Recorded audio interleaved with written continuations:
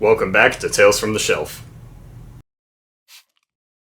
If you couldn't tell by this shirt that I've worn several times in the past, the fact that I've referenced it a bunch, and this right here, I'm pretty fond of Mass Effect. Mass Effect 2 in particular, I would say, is one of my favorite games of all time. The games have interesting, lovable characters, great RPG shooter combat, an epic storyline, and whole books worth of lore on the universe. There's so much to enjoy, so when I discovered this movie, I had to see it for myself. So right off the bat, it should be obvious that this movie is really only going to appeal to Mass Effect fans. If you've never played the games, you're not going to get much out of this movie, and you're probably going to be pretty confused. So I would suggest you play the original trilogy, then watch the movie in order to get the most appreciation out of it. But with all that being said, let's take a look. The film is a prequel about crew member James Vega taking place during the events of Mass Effect 2. James has become the leader of a Marine squad on a human colony when who other than the Collectors show up and abduct all of the colonists. Now James and his team must work together to free the colonists and stop the Collectors. Not the most engaging plot, but for a story running parallel to the second game, I guess it's serviceable enough.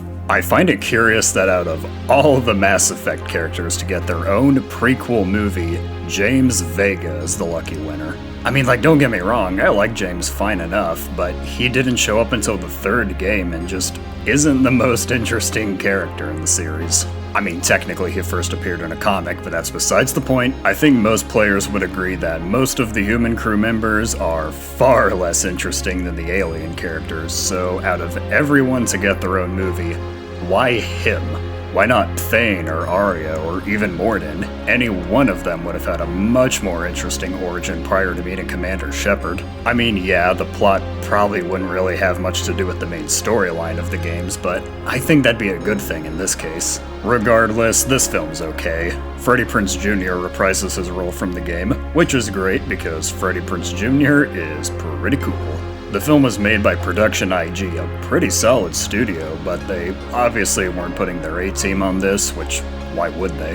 The animation on display ranges from good to passable, which is about what I expected. None of the new characters are all that interesting or likable, and since they're almost all humans, there is not much variety here.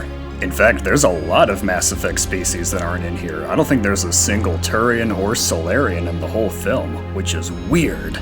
But despite all of this, if you are a Mass Effect fan, you might enjoy this film a little. It's fun to see a new side story in this universe, even if it's really nothing new or special. Now, if you aren't a Mass Effect fan, then why the hell are you watching this at all? Obviously, I would say play the games, then if you're feeling a little curious, give this movie a watch. Yeah, this movie's not that great, but I had my fun with it. It's nice to see a little more of a familiar face and voice from a game I love, even if the finished product is pretty lackluster. But it's just not really gonna stick with me. I know I'll be replaying these games countless more times, but I don't know when I'm ever gonna rewatch this movie, so probably the best thing to do, just let it be, let it do its thing.